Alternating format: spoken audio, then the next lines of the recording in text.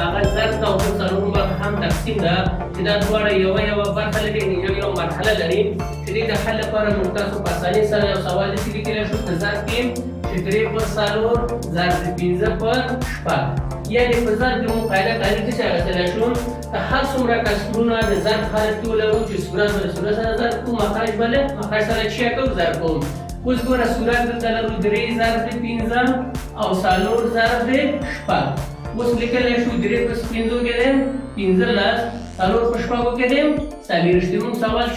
حل شو یعنې په دریو باندې د اختصار وړ ده او موږ څه کولی شو تقسیم نشو کولی یعنې داسې لیکلی شو تقسیم کېږي خو اشاریه راځي 15 په دریو کې 15 8 په دریو کې دی 40 یعنې 15 پر 8 موږ سوال هم درست او 12 پر 40 هم درست ده راځي یو مثال بل ده 3 پر 4 یو پر 15 شپږ پر 9 که هر څومره موږ تاسو د کسرونه ولرو لکه یو کسر 2 کسر 3 کسر نو صورت به ټول صورت سره ضرب کوو مخرج به له مخرج سره دلته لیکو 3 ضرب یو ضرب شپږ 4 ضرب 15 ضرب 9 مساوي یو په دریو کې 3 په شپږو کې دی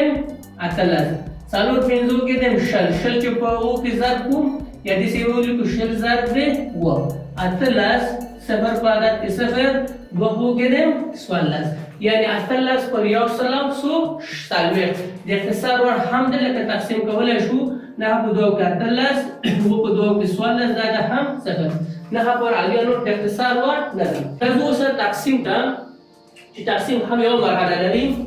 چې اول کسر په خپل حالت لیکو دوهم کسر به چی کوو معکوس کوو لکه 9 پر 3 یعنی دغه خط نه دا خط باید څه اوسي لږ ذره زیات یعنې لوی عدد لوی کرښه اوسي دا به په خپل حالت ولیکو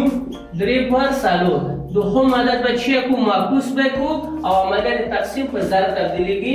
3 پر 100 بیا هم موږ په ضرب په شکل عمل اجرا کوو چې صورت به له صورت سره ضرب کوو مخرج به له مخرج سره 3 ضرب 3 او 4 ضرب 100 3 په 3 کې دی 9 4 په کې دی 28 یعنی 9 پر 128 یو مثال اول هم دغه کار کوم 15 پر 4 تقسیم دی فرق نه کې کدا نامو اوسې کوم غاړه مې کار واخلو 2 پر 2 بیا هم د اول کسر په خپل حالت لیکو دوهم کسر چې کو معکوس کو د نامو په تغیر سره 2 پر 100 15 ضرب 2 او 4 ضرب 100